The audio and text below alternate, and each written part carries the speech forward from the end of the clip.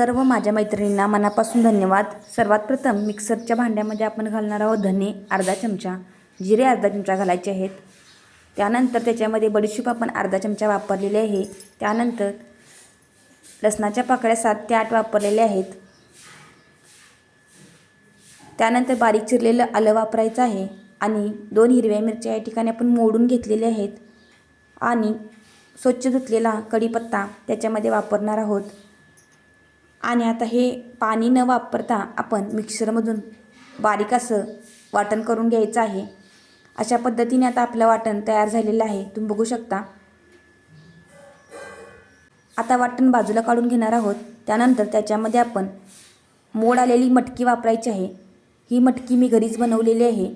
कॉटनच्या कपड्यामध्ये 4 घंटे आपण मटकी भिजवत घातली होती, त्यानंतर बांधून घेतली आणि मोड आलेले आहेत।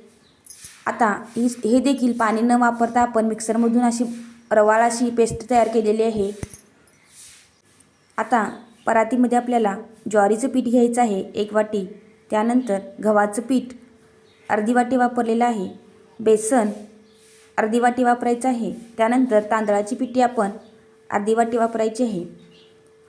आता ओवा आपण हाताच्या सहाय्याने चांगला कुस्करून घ्यायचा आहे, चोळून घ्या म्हणजे टेस्टला खूप छान लागतो। आता त्यानंतर मिक्सरमधून बारीक केलेलं वाटण त्याच्यामध्ये वापरणार आहोत। सर्व पिठांचा वापर केल्यामुळे होणारी रेसिपी एकदम भन्नाट लागते हे मात्र नक्कीच।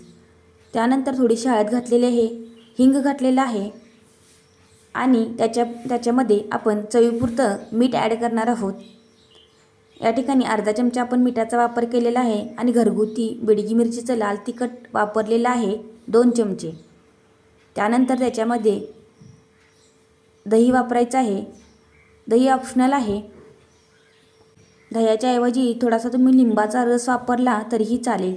त्यानंतर भरपूर अशी बारीक चिरलेली कोथिंबीर त्याच्यामध्ये ॲड करायची आहे। कोथिंबीरमुळे प्रत्येक पदार्थाला एक खूप विशिष्ट अशी छान चव येते।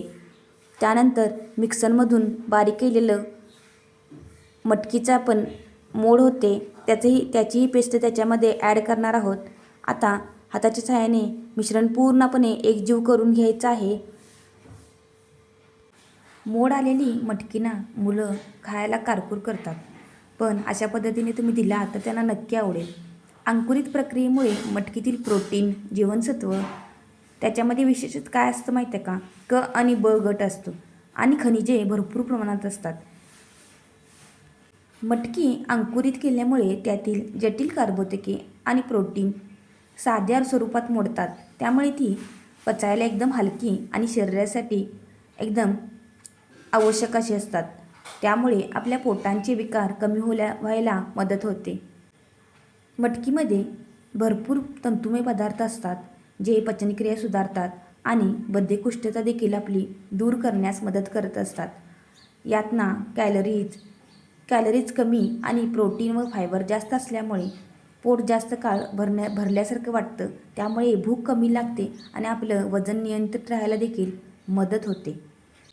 त्यात असणाऱ्या फायबरमुळे शरीरातील साखर शोषण्याची प्रक्रिया हळू होते आणि त्यामुळे मधुमेह असलेल्या लोकांसाठी अत्यंत फायदेशीर अशी मटकी आहे।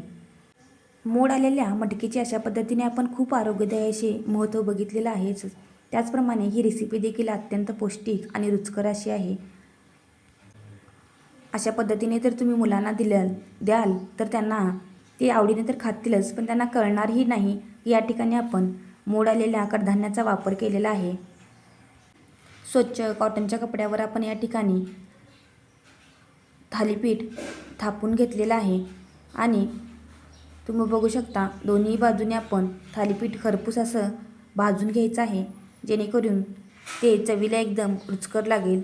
मला या ठिकाणी थालीपीठ भाजण्यासाठी 2 ते 3 मिनिटं लागलेले आहेत।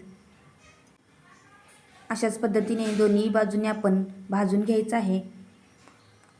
थालीपीठ जेवढं पातळ असेल तेवढे ते पटकन भाजायला मदत होते। या ठिकाणी दुसरे एक थालीपीठ तयार केलेलं आहे। याने अशा पद्धतीने आपण छिद्रे पाडून घ्यायचे आहेत आणि त्याच्यामध्ये आपण थोडं थोडं तेल सोडून घ्यायचं आहे आणि वरून देखील थोडंसं तेल सोडून घ्यायचं आहे आणि खरपूस अशा रंगावर आपण भाजून घ्यायचं आहे. पटकन भाजायला मदत होईल यासाठी वरून झाकण लावून घ्या आणि 2 ते 3 मिनटासाठी झाकण काढू नका. 2 ते 3 मिनटानंतर पुन्हा एकदा आपल्याला अशा पद्धतीने परतवून घ्यायचं आहे आणि छानसं खरपूस रंगावर भाजून घ्यायचं आहे. हे थालीपीठ चवीला इतकं छान लागतं की माझ्या मुलांना देखील हे खूप आवडतं. तुम्ही डब्यासाठी अशा पद्धतीने पौष्टिक रेसिपी एकदा नक्की ट्राय करा. अशा पद्धतीने हेल्दी रेसिपी ट्राय करून स्वस्त खा आणि मस्त रहा. अशा पद्धतीने आपले मटकीचे थालीपीठ तयार झाले आहे. धन्यवाद.